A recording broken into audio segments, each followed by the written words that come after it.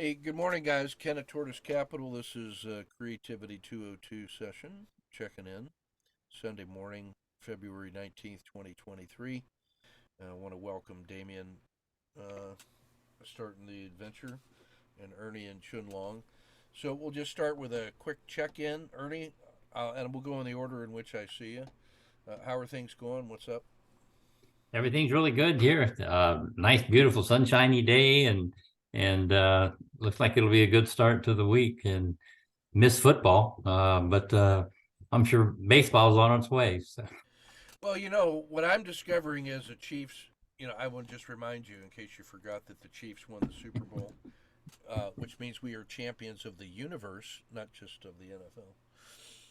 Uh, because we beat Philadelphia and they are the biggest crybabies in the world, the internet and Facebook and everything is filled with so much crying and belly aching that it's almost more satisfying than winning the Super Bowl itself is and celebrating the Chiefs. It's being able to listen to Philadelphia cry like big babies. That's almost more enjoyable because it lasts longer. Next year there will be a new Super Bowl champion, but the Philadelphia will never stop crying for the end of time, and that's so we got that to look forward to. It's a beautiful thing. Yeah. Chun Long, how are you doing? Yeah, very well. Oh, good morning, Damon. Nice to see you here.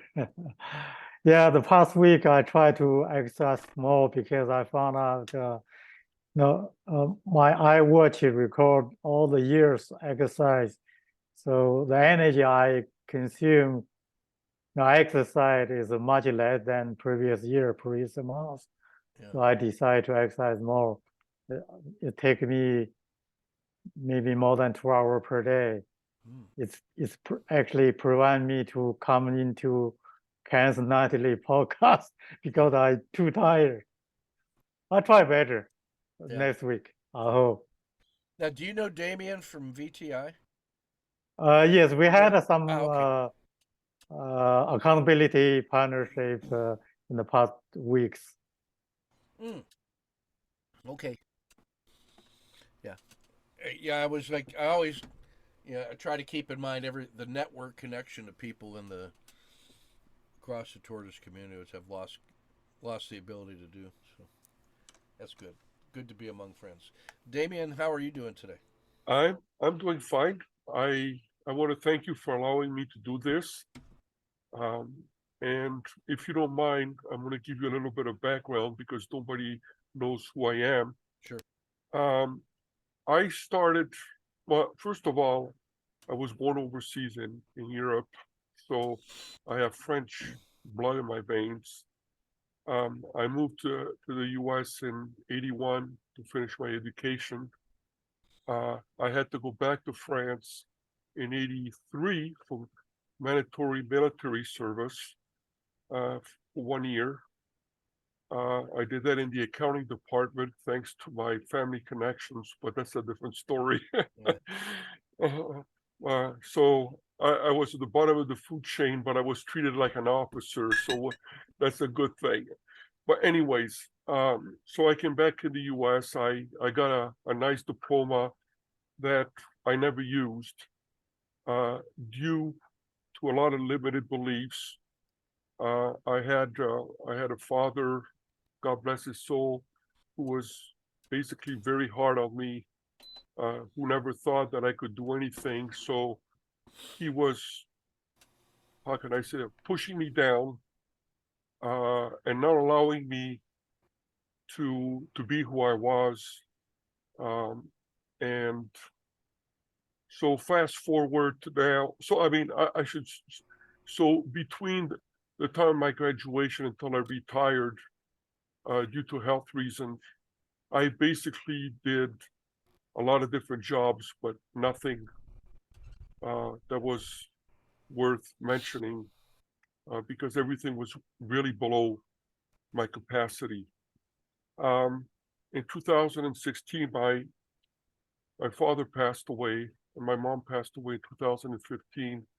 And my brother and I inherited quite a huge sum of money.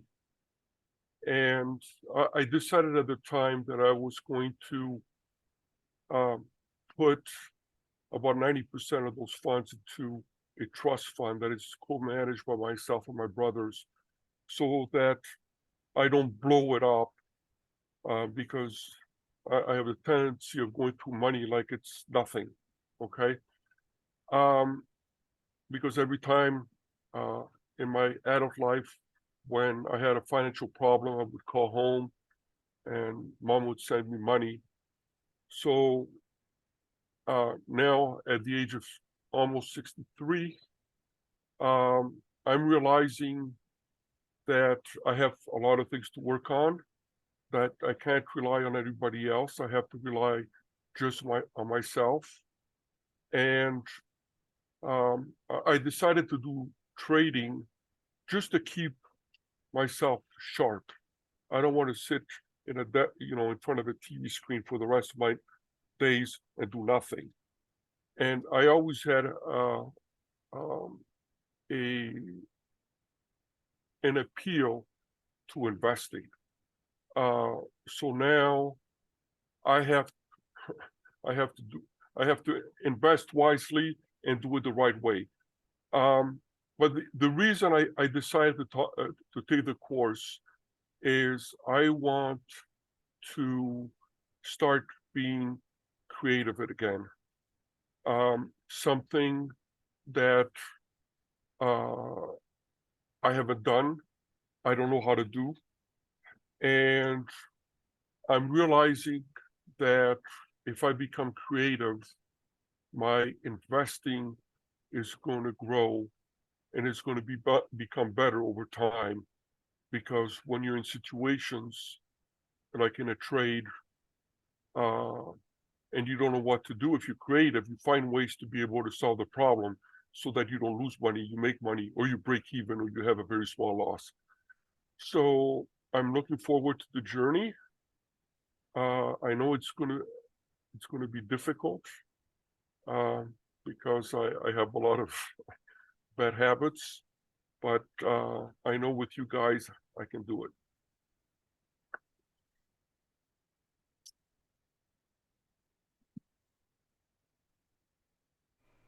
Now say the word aho, Aho. and that's how you do it.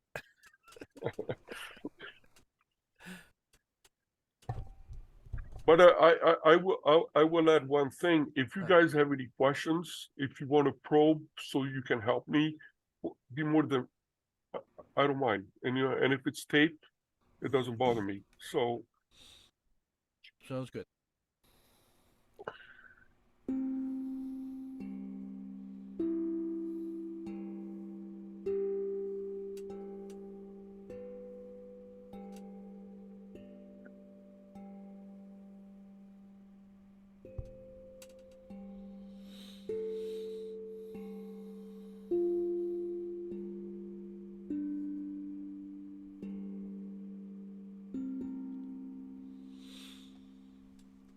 That had such a flavor of true story about it that it just moved us into the circle anyway.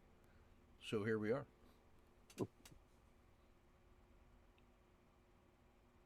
Junlong. Yeah, I'll start as usual. My word of last week is kintsugi. So I like it because you use gold to repair the cracks. It's adding beauty to the imperfection. I just like that philosophy. Reflect on my life. The most struggle come from the relationship, me and my wife. I know her since she was 18 years old. That's a long time. But anyway, we struggled. I don't know about others, but we have a lot of struggle. So that's why the first idea came out when I see kintsugi. I hope we can make our life a artifacts, right? Artifact. Also related to my trading, I made so many mistakes along the way. Repeat the same mistake again and again.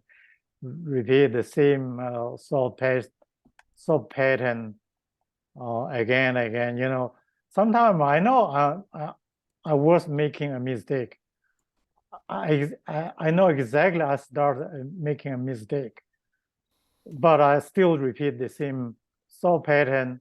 The sub pattern lead to the same behavior, end up with a bigger than 1 hour loss.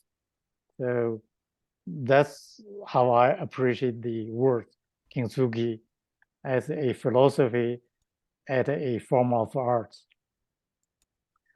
My work in progress last week are still doing the collapsing dragon kata challenge. The reason is, if I cannot treat the one pattern with higher efficiency using the simulation software, I cannot treat well in the real trading. So this time I try to be more patient with myself. Unless I'm satisfied with my simulation, I will not move on to next kata. Try the collapsing dragon. I think I made some progress. The fear of loss become much less than before. What it is, I see the collapsing dragon. I take the trade, and it's move quick. It's the first move is a good gain on my trade. What I do, I take the profit right away, no matter what, because I fear to lose that small gain. The end up, that's only the first leg of the move. I miss the second leg, I miss the third leg. On the higher time frame, the 3 leg only the first leg of the downward trade. So I realized that, how to overcome my fear of loss to let the trade develop. The other mistake I make is often take the collapsed dragon earlier. I supposed to see the lower higher to make as definition of a collapsing dragon, right? The price make a lower high and continue to going to downward. Most of the time, I'm eager to take the trade before the pattern formed, and then that's reverse right away, become a losing trade. So that's what I did last week. Try to perfect my collapsing dragon kata challenge. I know it's never perfect. I still need to accept the win rate never be 100%. Maybe go to 60% to 70%. And then, I will move to next probably emerging dragon, the opposite of the trade, to continue my kata challenges. That's what I did last week. Besides exercise more to get my body fit more. At this age, I think the health is more important than money now. That's my understanding. I hope.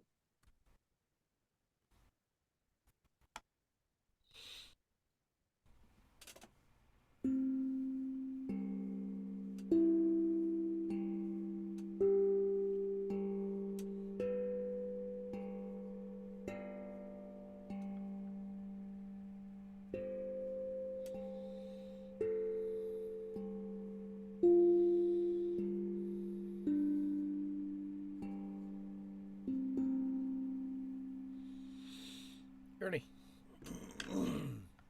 Well, I have two things that I'm going through this week. One of them is at the end of our the creativity course, Tom Sullivan and I had talked about working together and being accountability partners. Being an accountability partner is something that I have strongly resisted. Just didn't, both for a selfish reason, do I have the time? And then also out of respect for the other person, and I didn't want to waste their time. I wasn't really sure that it would work.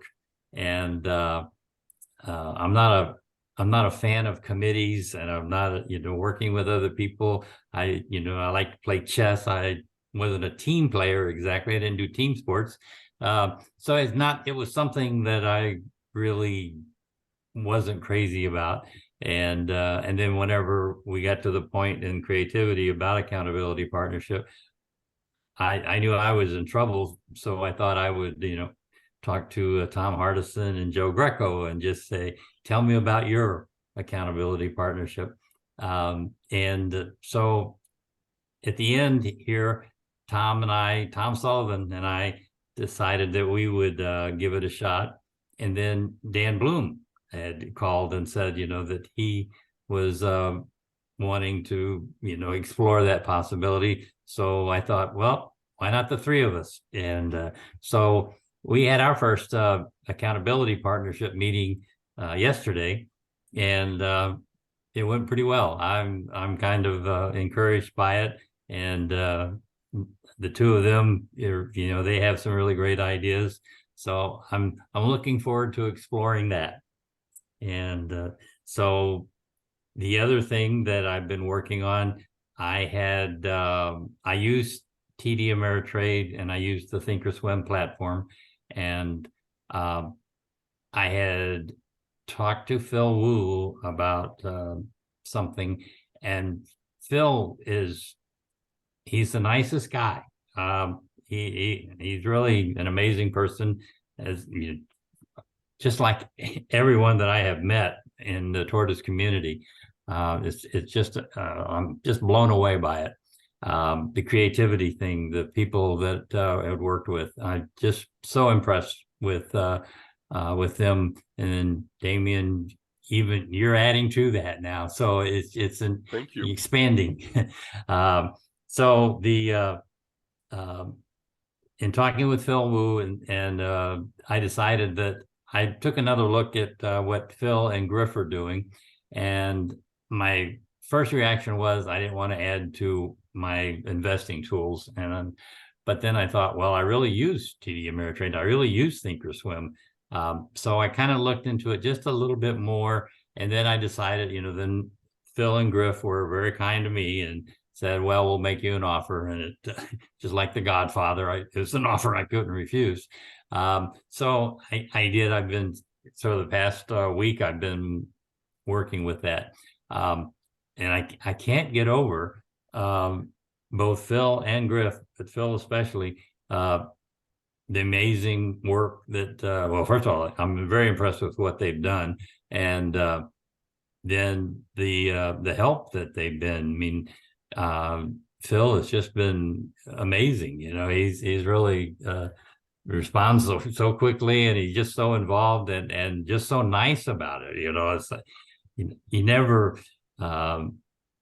get that feeling that I've just interrupted him or something, and it's like, well, I'm so stupid that I can't get this, and is he going to have to be so patient and explain it?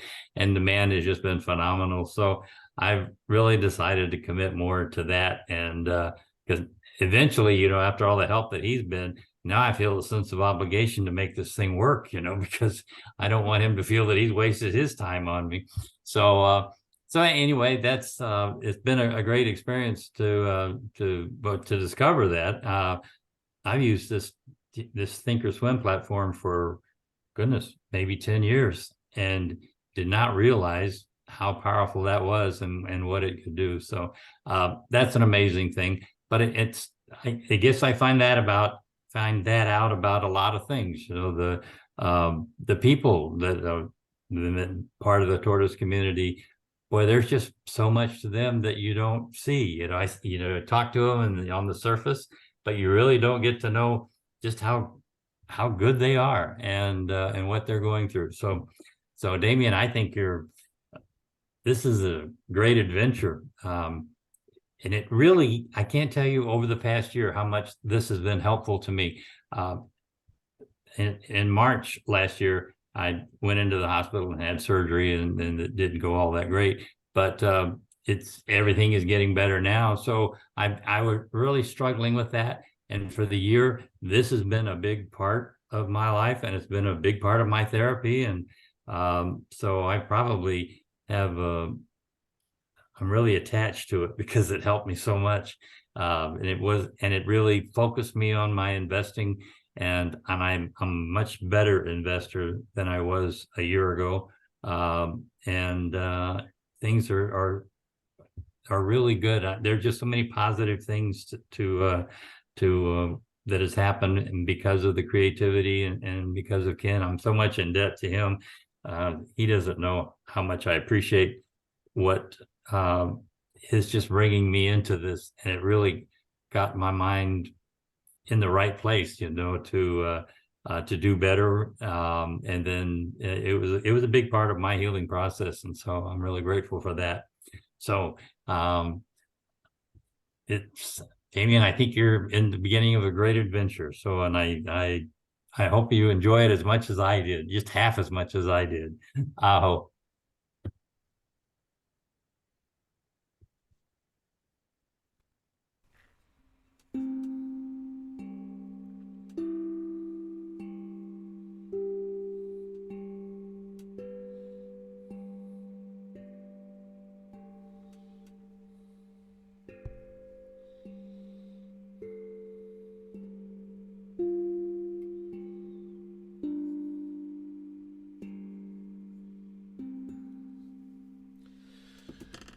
Let's see, my works in progress this week. So I got a really nice email from a lieutenant colonel in the Polish army this week,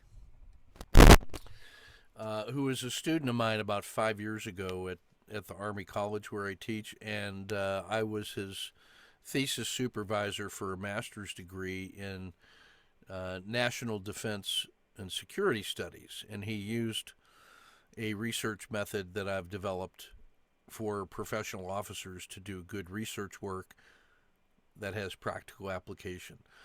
He had so much fun with that he decided to get his doctorate in that, and back in Poland, and he persuaded the committee to talk with me about using that same method for his doctorate. And so I gave him some almost like consulting on methods and being a reader and whatnot. But he sent me a note this week that he had completed his doctorate. He had successfully defended his thesis. The Polish Defense Forces are going to publish his book, and it's on an update to the Polish national security strategy that's going to be adopted, a bunch of his recommendations. And he just sent me a little note to say thanks on that, and I was just blown away, almost in surprise, but then not really, about how far good intentions and good work can go if you do it right, and you got a good supporting team. So that was kind of invigorating for me, because I've been, battling in my own military university to do more things like graduate level research and work, and taking risk with the time that we spend on investigating hard problems, because you don't always come up with good answers. The world is a tricky place, and you gotta get through it at its pace. And sometimes that comes into conflict with training, where we know exactly what we're trying to do, and there's a efficient way to quickly learn a particular skill so that you can move on to the next one. And so it's like the difference between education and training. And in the profession of arms, there's a real compulsion to train because the consequences of failure are so great. But if all you ever do is train, if you never educate, then you're never ready for the emerging ideas that represent new threats or opportunities. And you never get to that because you haven't trained a solution for it, because you don't even know what the problem is. So you have to back up sometimes and educate yourself about the ecosystem, about what's really the problem. You have to find the right problems, then frame the problem, and then solve the problem effectively. And even though our officers are here for a year, which seems like a long time, it really isn't, because it goes so fast. And we're already at the tipping point this year where they're just about finishing up all of the little trainings and procedural practice that they're going to do. And, you know, we've got some graduate level education to add to it. And so I was reminded of all that by this Polish officer about how, you know, the deeper battle for us has to include engaging with foundational ideas and learning to live with the fact that we don't yet have an absolutely clear winning concept yet, that it's a process of discovery. I was listening to a strategist named Simon Wardley, who has invented a thing called Wardley Maps, which helps businesses and entrepreneurs, but really all businesses in whatever stage they're in, learn to go from a seed to a sapling to a young tree to a whole orchard of sustainable, large-scale production. You know, and as an organization or as people go through those phases, then how you think and what you're working on and how you're structured changes, and not everybody or every organization goes through that smoothly. So I was listening to him talking about how those conceptual maps help keep us grounded on where we are and what we're trying to do, and help us go through those evolutions. And I think there's a real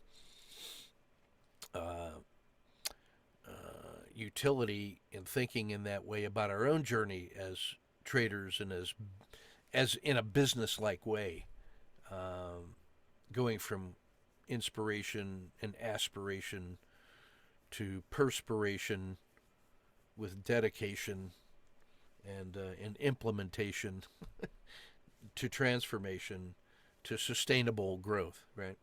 So I was working my way through there, and he had a little talk about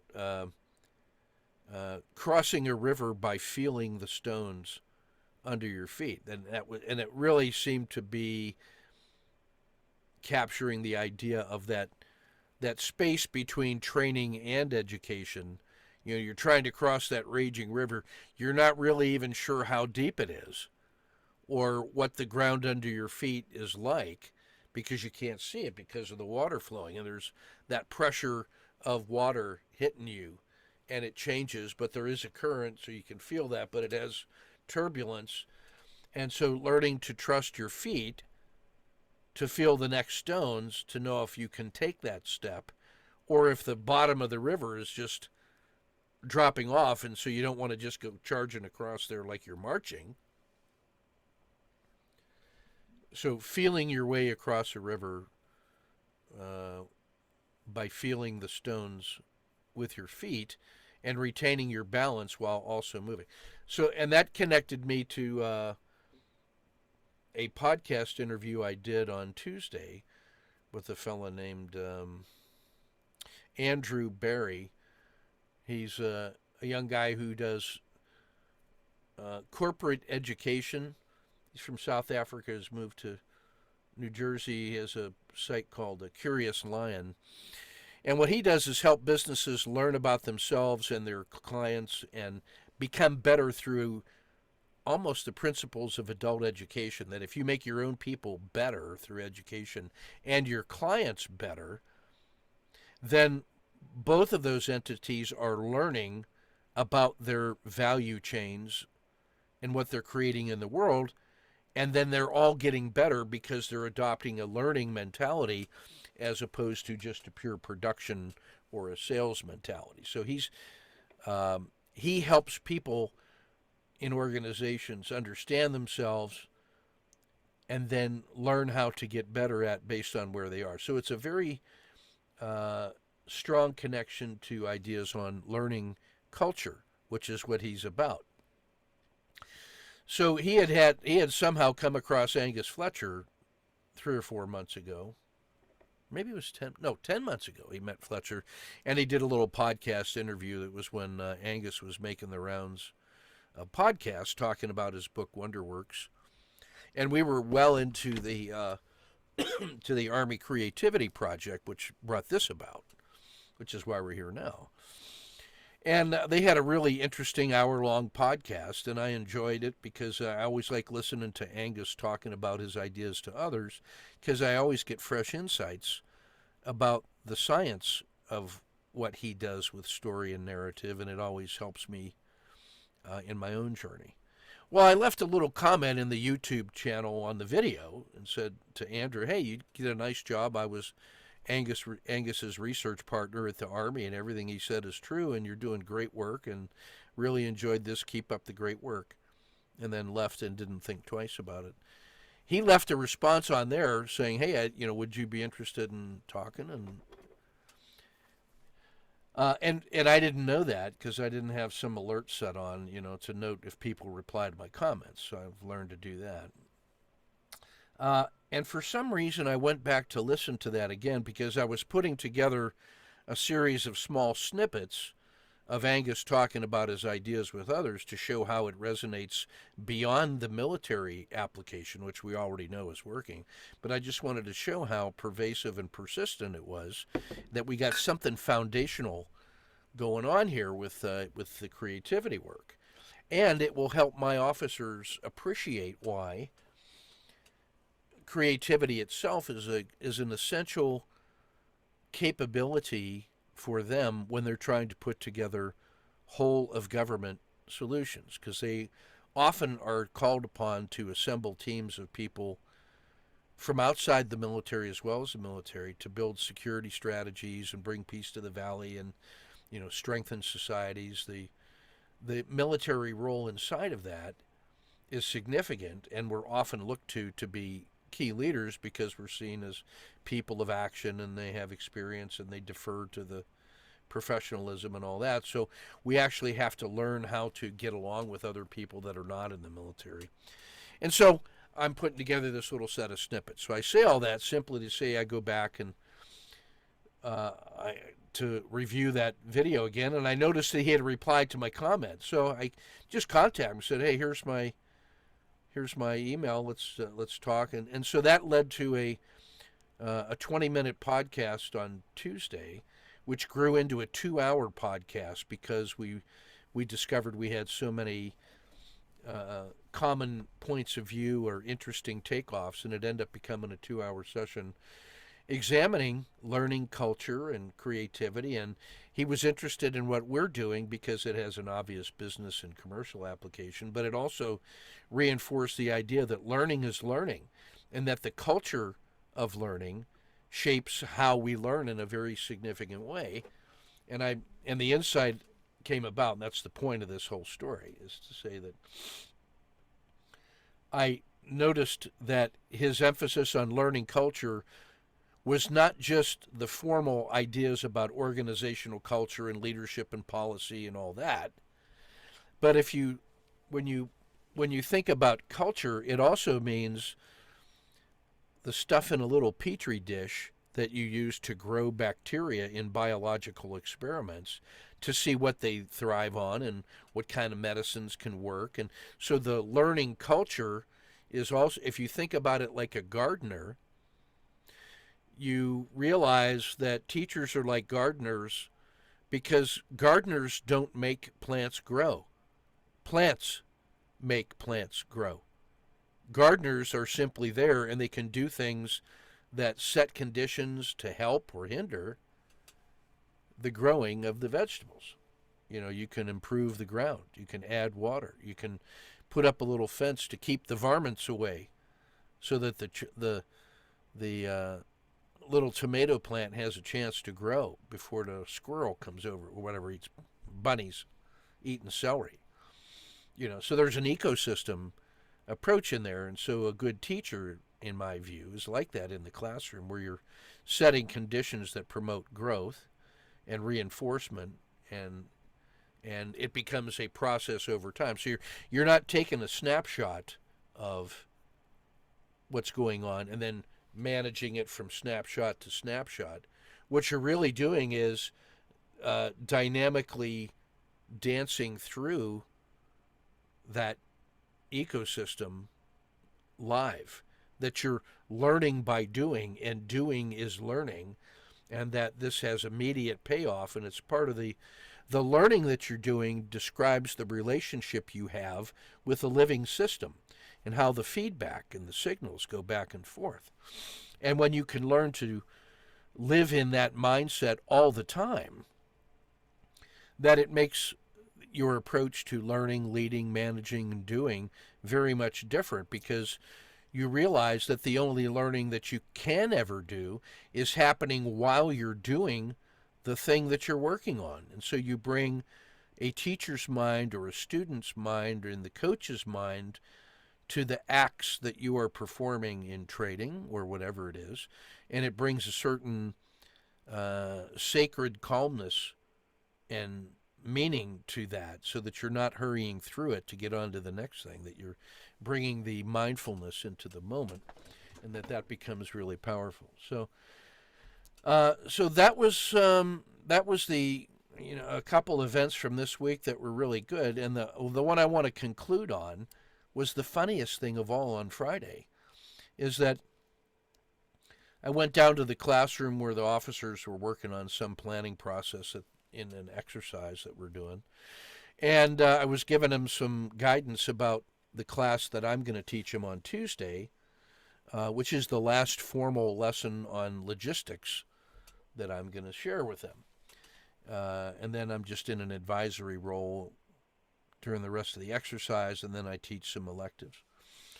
And it was going to be on a thought experiment about what the Army looks like in 10 years and what we have to do to prepare to implement the vision that is described in this thought experiment. So I wanted to set them up for that. So as I'm coming out of the classroom, I see this officer walking down the hallway with a bunch of young people. And I said, oh, that, and I mentioned to him in his ear, hey, that looks like trouble. And he says, yeah. So he's a professor of military science visiting our campus from the University of Central Oklahoma. And he brought all his ROTC, his Reserve Officer Training cadets, with him. And they're going to graduate later this year and become commissioned officers, and off they go.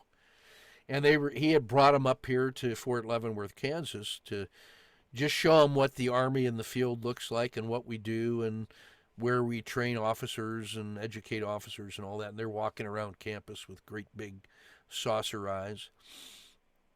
And so I gave them my copy of the paper about the thought experiment. I said, you might want to share that with them so they can see what their future is going to look like. Because that paper documents how we think the Army is going to be for the next 10, 20 years.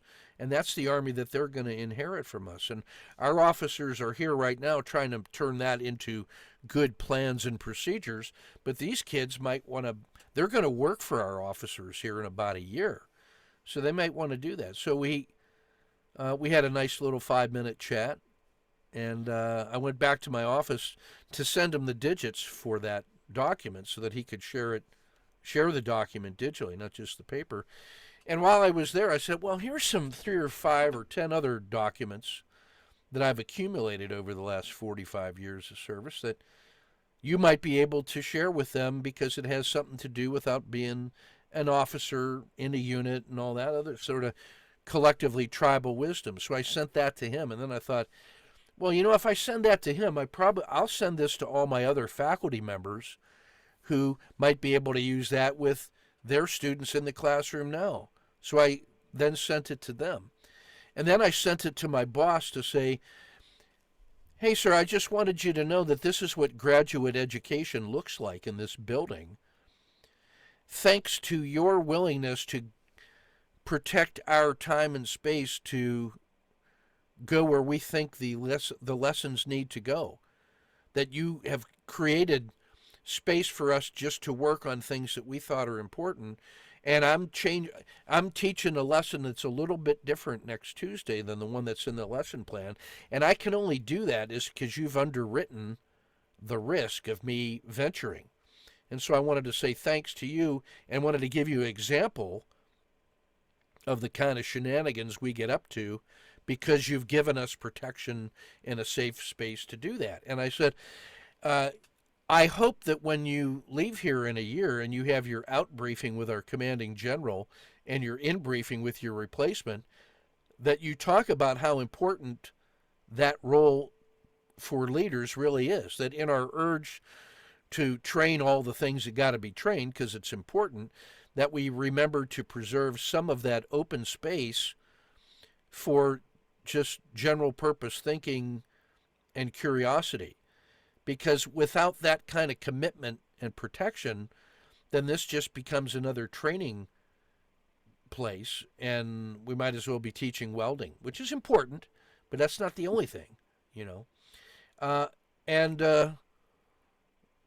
And then I sent that email back to my officers to tell them, hey, the boss is coming in on Tuesday and he wants to talk about these kinds of things.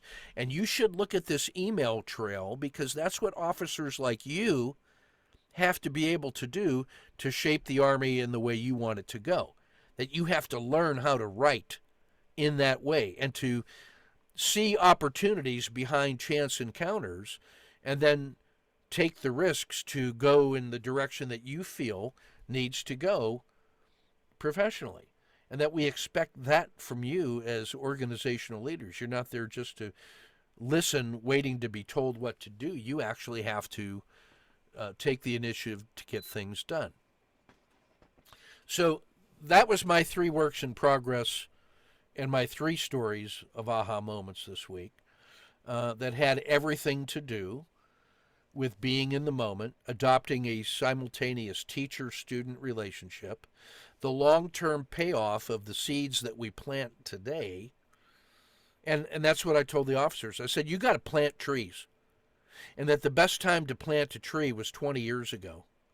Or the next best time is today. And that thing will grow and harvest it, but that's not going to be for some time. So you got to plant them all the time and then see what's growing and then take care of that in your learning and leading culture, which is not just the rational philosophy, but it has to do with how you prepare the ground and set conditions and all that stuff. You got to be a gardener and a caretaker and a visionary and a farmer and an engineer and a construction manager and an artist and a singer and a poet. All those things you got to be. And the beauty of this course is that it allows us to connect to that evolutionary brain of ours that allowed us to move up the food chain, to solve problems and arise above challenges when we were the slowest animal on the plains of Africa, weakest. But what we had was a certain curiosity, opposable thumbs and fine motor control, and the ability to communicate in story form about our experiences and a commitment to the success of the tribe, which allowed us to band together and collaborate and succeed. So we know how to do that already in our brain. It's pre-wired.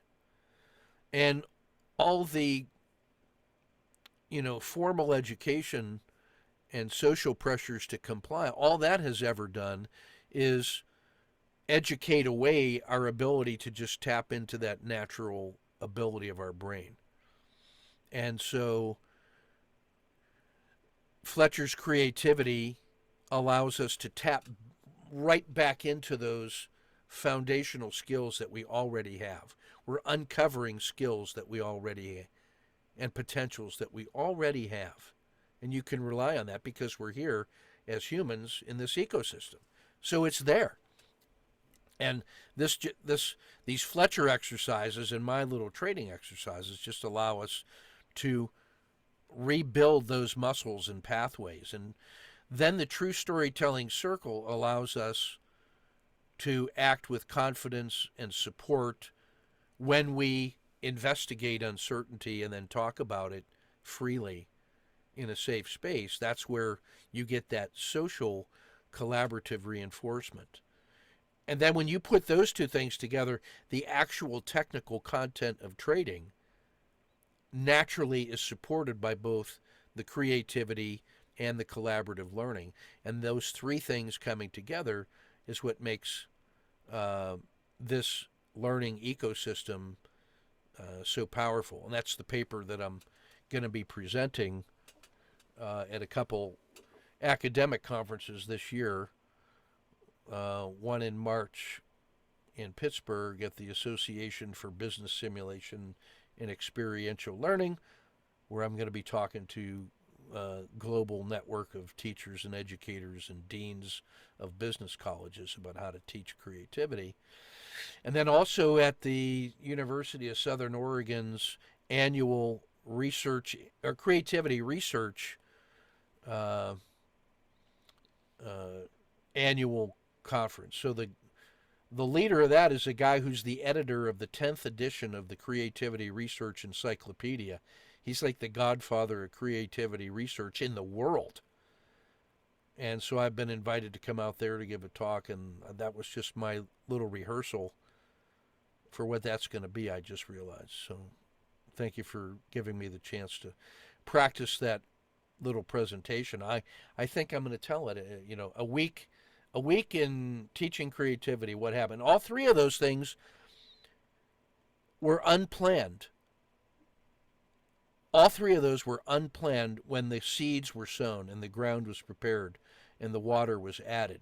All three of those things occurred as if by magic, but only because, when you look back and you look at the preconditions and the thing that led up to it, in retrospect, there's a certain inevitability about it, but 100% of that was just trusting yourself and your team enough to walk across a river, feeling the stones with your feet, which is why that phrase really stuck in my mind. So now it becomes really important to remember that it is your intention and your purpose and your mission and your vision and your team.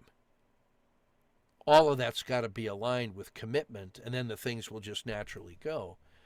That's what we mean by culture and the supportive learning environment, and that's what we hope to see in Creativity 202. That's our intention, is to do that. We will pay attention to tiny little tactical things like what is the particular pattern for Kata 2 or the collapsing dragon. We care about those details. But at the same time, we also care about the journey itself and the generational march towards the mountain that we're making to gain wisdom, and resting and learning and growing along the way and supporting each other. So that's what I wanted to say about my work in progress this week, what I've been working on, and just trying to find the psychic energy to. Yeah, I don't know if you know how hard it was for me to write the email to get this thing moving. I mean, because I realize as soon as I write that email and send it, I've committed actually to another 30 weeks of suffering right along with you guys like this. I mean, Ernie and Chin Long know just how hard that is, how much work that is, but man, and I want to do it, but Lord, I know how much work it is. So I've been dragging my feet on getting the initiating email going, but I wrote it last night about 2:00 in the morning. I was just like, God, I can't wait any longer. If I'm going to do this, I got to send this. And it was a short email. I was like, God, that was easy. Why didn't I just do that? I was like, well, because that final straw is a heavy thing. You're lifting all that other stuff too in that last little movement. So if I'm being honest, that was, it took everything that I had to write that final email.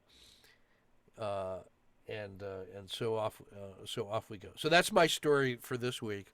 And it was almost a good thing that some of those other sleepyheads didn't show up today, so we had a little more time for an expansive stories, multiple stories from me. But I just want to, acknowledge that. So that's my story for this week. Aho. What I'm going to do is hit the tones, and while that's going on, I'd like you to be listening to inside of yourself for the one word that really encapsulates your feelings about what we've done so far today, and to be your focus word going forward for this week, in addition to doing all the formal lessons and the work and all that other stuff. That little focusing word, I would just write that at the top of your weekly reflection journal there, Damien, so that when we have found that you got to come back and forth to the lessons periodically during the week. Read a little, think a little, walk a little, read a little more, revise, and instead of trying to do it all in one chunk, you really got to engage with it at multiple points. So if you have that word at the top, that will sort of be your anchor and your guide stone for the week ahead. So I'm going to hit the tones, ask you to think about the word, and then we'll go in the order in which I see you on my screen, which is Ernie, Chun Long, Damien, and then me. So, aho.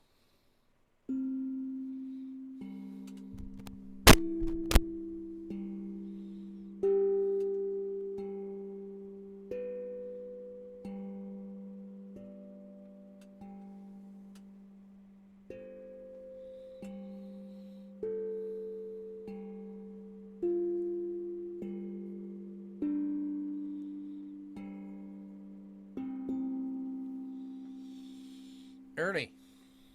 Spring.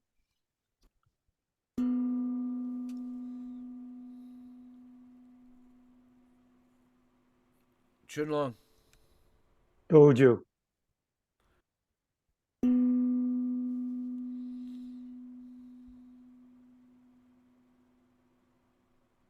Damien.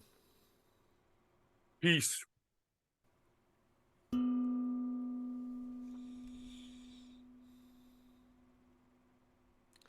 Surprise. All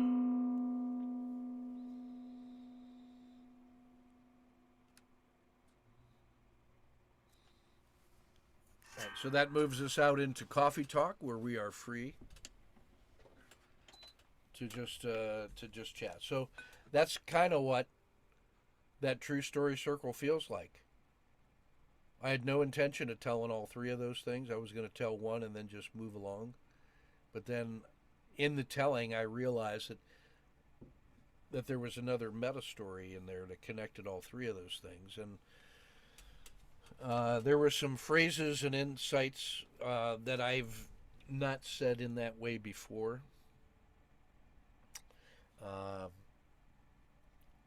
And that's what presentational knowledge means. That there are some things that you can only learn by trying to tell somebody about it. That's why teaching turns out to be so powerful for learning, is that you're trying to use your words and your frame of reference at first to just issue knowledge to someone, and then you realize that you're really there just to be a midwife to help them take it on and try it out and adjust it, and then you're hearing them describe what they think you mean in their words, and you're looking for those connections. So that activates different circuits in your brain and new insights. And you can't get to that learning space unless you are intentionally trying to teach and being in the moment of learning with somebody else. That's what creates the spontaneous energy and perspective that allows the collaborative learning to.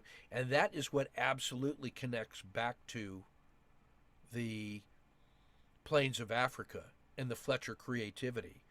The combination of stories and narrative and the technology of words, that's where the creative wiring of the brain occurred.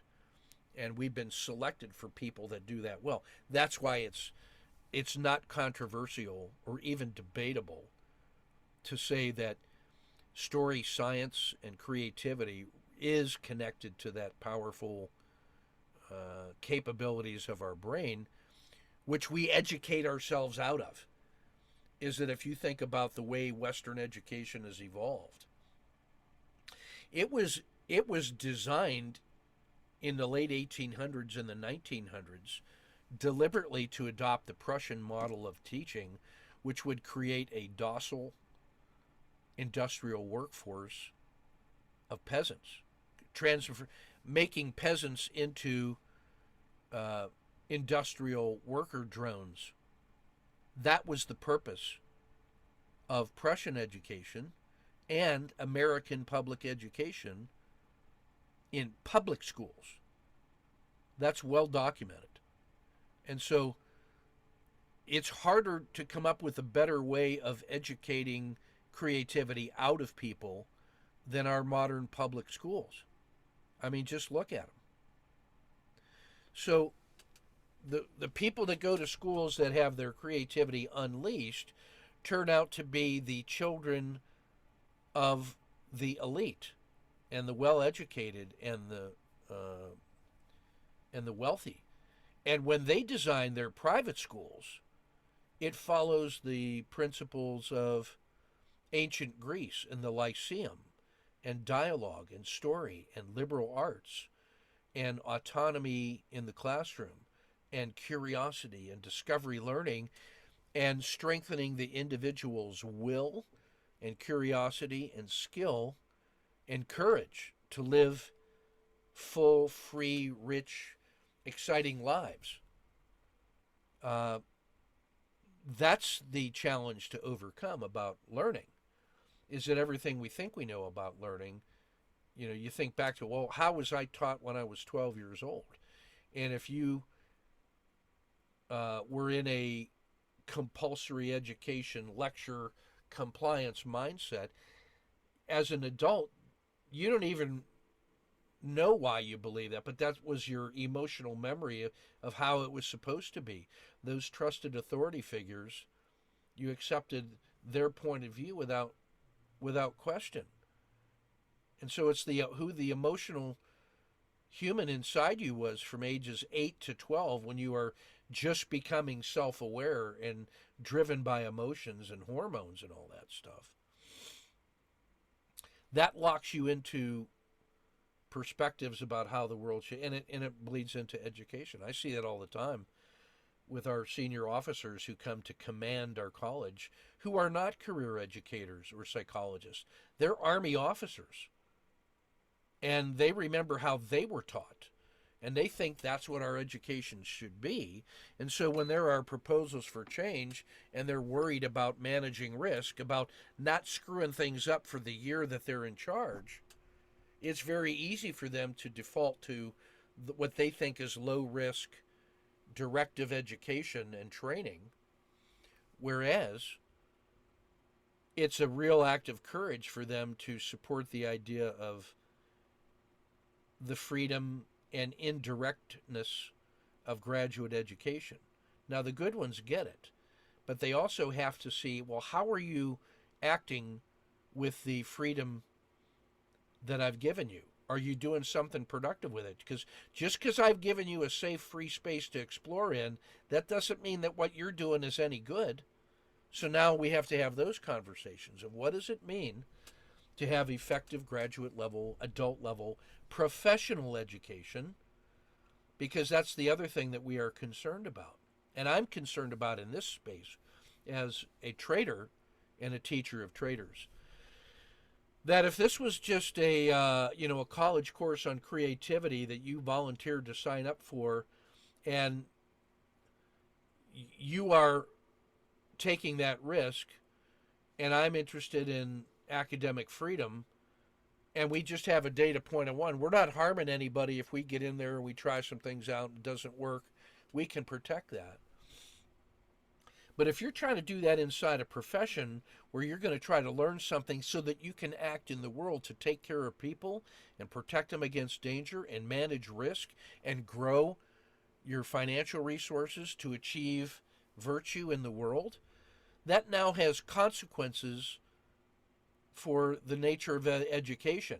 It's more than it's not just uh, individual freedom to study whatever you want and academic freedom and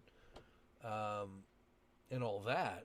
There is sort of these professional obligations and the ethics about how to teach and what to teach, because the consequences of what and how you teach has a real impact on people's lives. So that's why when you look at Aristotle and Plato and Socrates, their ethics were central to how they set up their educational systems.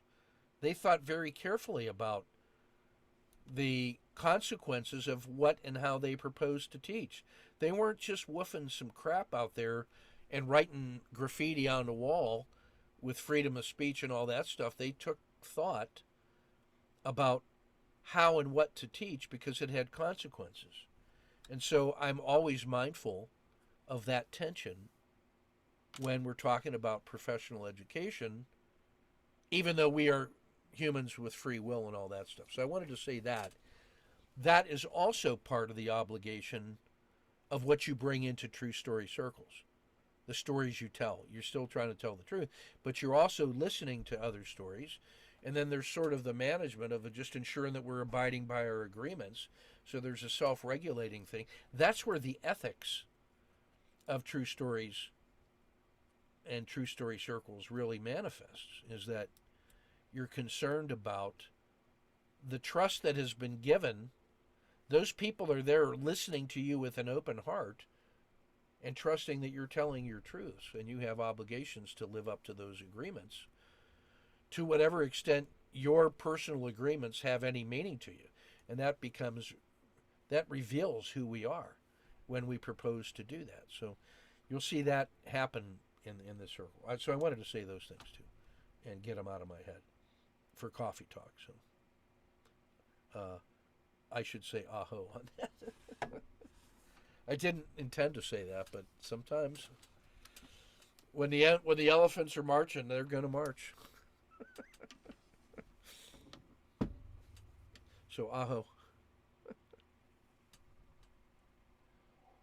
Well, I wanted you to know that I picked spring as my word. Yeah. When I was putting on a shirt this morning, and I saw this one, and I thought, it's a little colorful and everything, and the sun is shining, and I'm looking forward to a good year, and then getting ready for this, and first session for the new creativity, and so that's why I picked spring. I figured, you might wonder why I did that, but and I'm thinking it's just going to be a good year. So all is well, and it will continue to be.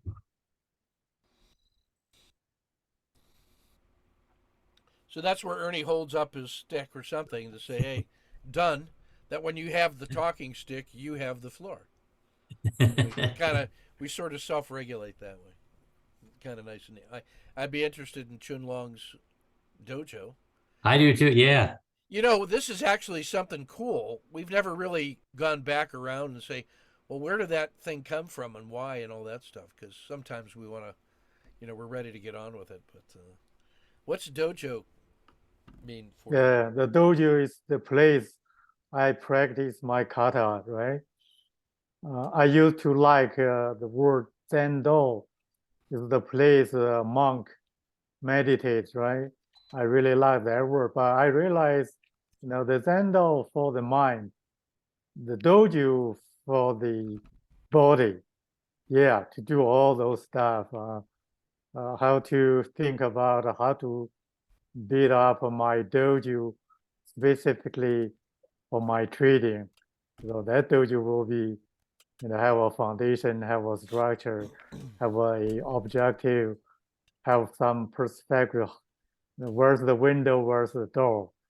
All those stuff. I cannot see well.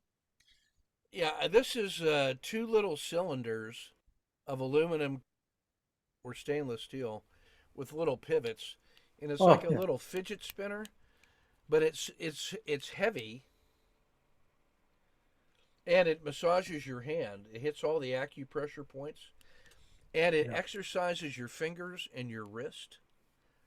And to get that thing moving, when I first started doing this, to do 20 revolutions was tiring, and I would have to switch and do 20. And I could do 200 now without even and it has strengthened my hands, helped me with my little arthritis and range of motion, and it is very centering, and I feel like I'm doing work, and it helps me. It's or like a prayer wheel. And I spent maybe I don't know, 25 or 30 bucks on it, but this thing is an industrial tool. And I liked it so much that I got one for all the kids, and then I got one for myself that was made out of stainless steel and very heavy. It's like 12 ounces. And I spent 70 bucks on it. My wife thought I was nuts, but man, I get more use out of that thing. And it makes my hands feel really good when I'm done. And when your hands feel good, you can feel that. And it really makes you be centered in your body and your physical, so when you add breathing and that, if you have any issues with your hands or carpal tunnel, what a marvelous device that is. I'll find the if you're interested, I'll send you the link. I got to remember what I'm the brand- interested, yeah, because I noticed this week I have getting arthritis. Yeah. Sometimes you're playing with your mouth and you're there like, what the hell's going on, Why is my And it would hand be sore good to all be the time? able to exercise, I'll send that to you. I'm also going to send you the thing that I keep in the car. It's about 10 bucks. It's a little breathing device from Amazon that has 5 little degrees of difficulty for the in breath valve and the out breath valve. And you can set that threshold, and it will strengthen your breathing muscle, and it will force you to breathe intentionally. So every meditation discipline starts with regulating your breath. Yeah. And what this one does is it actually is a workout. So you get a physical workout about strengthening. It strengthens your diaphragm and all your ab muscles, and it really does force you to pay attention to the breath because you can feel that. So I'm going to send you that little. Those are the two from this last year or so. I've had this for almost 2 years, and the breathing things for a couple years. But that was the best thing I did, and it really makes the drive in nice because I turn off the radio and I roll down the window, rain or shine, cold or hot, so I'm getting that fresher, and I breathe for. It takes me about 15 minutes to get to work, maybe 20 by the time I get through the gate and into parking. And so for those 20 minutes, both directions, I am doing breath work and hand work. And best thing I ever did. Turn off the radio, do hand and breathing work, and try that for a month and see what happens. I'll have to try that. But I wanted to ask you, Ken, Yeah. you said you were coming to Pittsburgh in March. Am I correct? Did I understand you correctly? Yeah, there's a conference at University of Pittsburgh, March, I want to say 22nd to the 26th. It's like a day. It's the Association for Business Sims and Experiential Learning, and I'm a research fellow there, and I'm presenting a couple papers. And my wife is going to come. She said, "Oh," I said, "Why don't you come along with me?" So she said, "I'm going to try to get my brother and my sister to come down because they're in Detroit. Are you in Pittsburgh by any chance?" Well, that's why I'm Okay. asking, because I was thinking that maybe it would be a chance for us to get together, with the wives. We could go and have some dinner or something. I think That it would be fun. cool. Are you in Pittsburgh? Well, I'm 20 miles outside of Pittsburgh. Okay, where? I'm in a small town called Cheswick. I which know is where it is. Okay. I lived within eyesight of Greater Pittsburgh Airport from the time I was in, let's see, fourth grade till ninth grade. Oh, okay. And Yeah, well, no, we'll have to communicate by email and Sure. and We see can if do we that. can get together. You know, why not? You We know, will do that. Yeah, all my clan grew up in Pittsburgh. I mean, all my ancestors are either coal miners or steel workers. oh, okay. I got the Welsh coal miners from my dad's side, grew up in that whole area, around Sewickley and, Ingram. And my mom's side are all like Hungarian, German, Polish steel workers or house painters. And that those two forces of nature met in Pittsburgh, and the rest is sort of history. I grew up in the sort of the Pittsburgh, Cleveland, Detroit Iron Triangle. And my dad was in the industry, automobile industry, and so he spent his time in that. So that's where I'm from, really. I'm now from Kansas and planted over here with the. What I think it's kind of neat, you know, because when I look at my family history, on my dad's side, there's two sources. Either we're coming from Scandinavia or from Eastern Europe. Some people say that the Brickas came in with Napoleon the First when there was the retreat from Russia. It's Yeah. just a guess. It hasn't been confirmed. But a few years ago, I don't remember what magazine did it, but there was you could send in, you know, like a blood National sample to Geographic. find, yeah, National yeah, Geographic. National Yeah, we did Geographic. that too. And I did that too, and I'm leaning that on my dad's side, we're coming from Eastern Europe because it says we have Eastern Europe blood. Yeah, I was going to say Brickus has that Hungarian feel. Yeah. The Ungars. But on the other hand, bricka Yeah. in Swedish means plate. Right. Yeah. So, you know, it's kind of difficult, you know. And it's kind of difficult. We have that, like the family tree going back to about the 1500s, and I have them at home. But that to go back further, it's even more difficult because all these records were burned, you know, Yeah.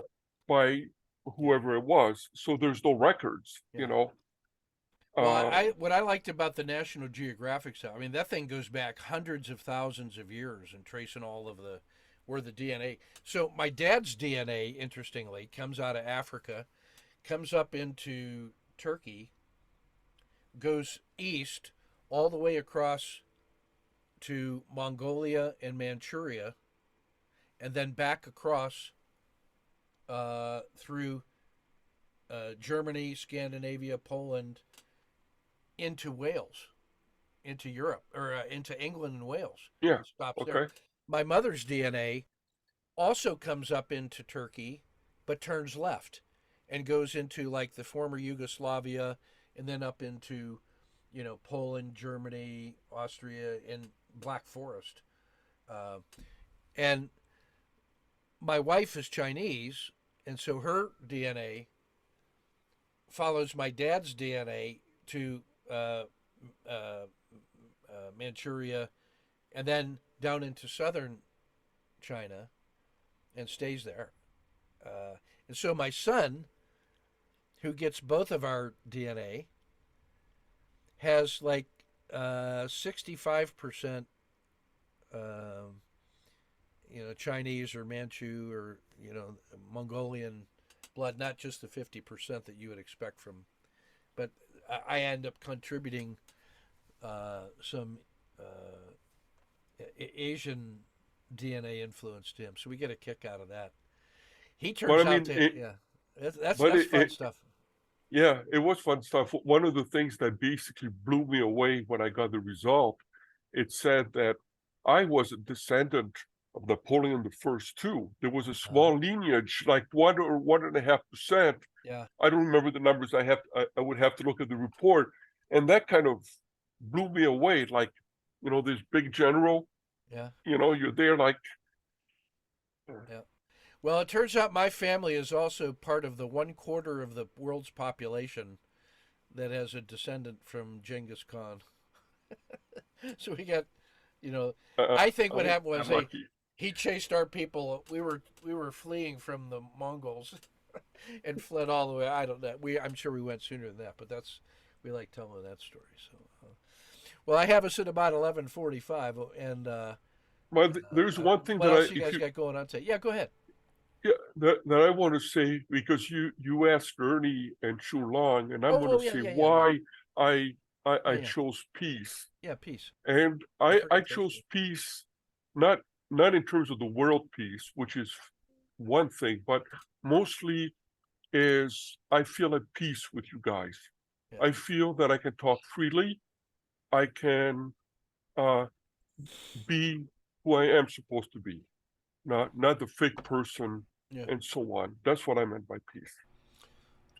Very good. That is sort of the essence of the that true story circle when we talk about safety, trust, then truth, then opportunity. It starts with safety. And so my doctoral mentor David Boji created true storytelling, the discipline and the theory and all that. And it's positioned to be different than what we see in a lot of the business world, commercial storytelling in order to sell products and all that other stuff. So it's kind of anchored into values and what we noticed though was that if you want opportunity, then you got to collaborate with people. But before they will seize the opportunity with you, they have to believe that what you're saying is true. So you have to tell the truth about the opportunity. Well, if I propose to tell you something and say that it's true, the precondition for that is trust. That you have to have a reason to believe that what I'm telling you is true based on evidence. Because there's so much in the world that is claimed to be true but is not. So we've learned to be skeptical and sometimes even cynical about people who claim to be telling the truth. And so the precondition of truth, which is the precondition of opportunity, the precondition of truth is trust. And so trust is an investment of you in the other person. And that puts you at risk by being vulnerable, by trusting them, exposes you to some risk. Because if your trust is misplaced, then there are going to be some consequences to that. Maybe it's you get exploited or whatever. And so to ask someone to trust, the precondition is safety. I have to feel safe in the investment of trust that I'm going to make, in that what you're saying is true, because it might lead to opportunity, or it will lead to opportunity. So there is a chain of virtue and values that begins with the creation of the safe space. And so that's why we frame this process, this location, this true story circle, we anchor it in the agreements of free people to create collectively together a safe space for each other. We make that claim, we make that agreement that that's what we're about. And then from that feeling of safety, which you describe as peaceful, that's how you know. It's a risk management kind of a thing. That I feel like I'm willing to make the investment on that basis of that feeling, knowing that if it doesn't go right, I can take the hit. So that's how much I decide to invest in the trust from the safe space, which is exactly the foundation of all trading activity. Once we get on way down the road and we start, every decision that you make to put that sacred dollar into play, and I say sacred because it represents the capacity to do work. And if you disrespect it and lose it, then you can't do good with that. But if you do well with it and you get a return on that investment, then you can do more good in the world. So why are you investing? Why are you trying to grow the resource? Well, it's to do good in the world. So that's why it has there's a sacred component to the, and that means when I am making a decision to put that at risk, I have to start with the feelings of safety about what I'm doing, that I'm taking a businessman's risk I'm not gambling and I'm not desperate, but I'm making a measured, carefully assessed, safe. I know that it's better to make the investment in the trade than it is to not take the chance, because the only sure way to go broke is to never engage and to let the forces of attrition and evil devalue your money right in front of your eyes over a 30-year period. That's that's the greatest risk of all, is that doing nothing is the losing position. And so now I got to find ways to take educated, calibrated risks from a position of safety and security, so that I am, you know, I'm leaving the safety of the tribe to go out and hunt for buffalo. Yeah, yeah. That's not inherently safe, but you can make it safer. There's ways in which you can survive that for the good of the tribe. So that's an interesting, where you detect peace is sort of a comfort, because that's how I feel with these guys. You'll see that sort of as a comment. So as you think about your week, your word for the week ahead, and you start diving into lesson one and whatnot, and following the instructions, let peace be at the top of that list as a I already did as a that. touchstone. It's on my thing. But one of the Yeah. things that I wanted to share with you, Ken, if you don't mind, if Sure. you don't mind sparing a few more minutes of your time, is I have a vision, and that's another reason why I decided to create to be part of the Creative Tool 2 course. Mm. Um, I believe that I'm a teacher by heart, even if I have never been one. And my goal over the long term is to help very small investors. That means people that have less than $5,000 manage that 5,000 to make it grow. I have an idea in my head on how I want to achieve that. And over the next 30 days, we can talk about that. Sure. And we can make it happen. That's good. That automatically puts you in a teaching mindset, and I know you worked with Griff and Phil. What this last year, me working with them, has been to turn them into teachers, or help them discover their teaching so that they could learn their systems better. And then if they still felt like teaching after that, then they could do that in a ethical, responsible way. That's an act of leverage, and I think you've worked with them and my brother enough to know that that's bearing fruit. So I would see your vision and what you're doing exactly through that same lens, and I would, I would invite you to look at us as a resource on how to do that. Because we're going to do more of that.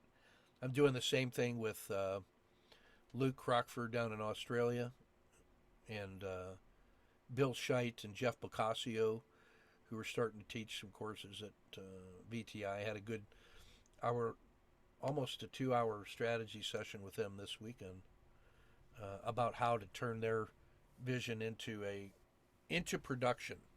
So, yeah, I'm excited about that. We will make haste slowly on that. And Phil and Griff are going to be great resources for you in that, because I think they've cracked the code, sort of on that foundational, how to take effective action right off the bat. That's sort of what that sniper mindset really is that you have a strong theoretical base of giving you, hey, here's a target. I'm telling you that's a good target, and here's how you manage that target. It's in a box, and when it runs, you get it. And here's 2 or 3 patterns, and trust the process. That's sort of the minimum viable product about how to act as a sniper in a low risk way. So here's how you kill buffalo.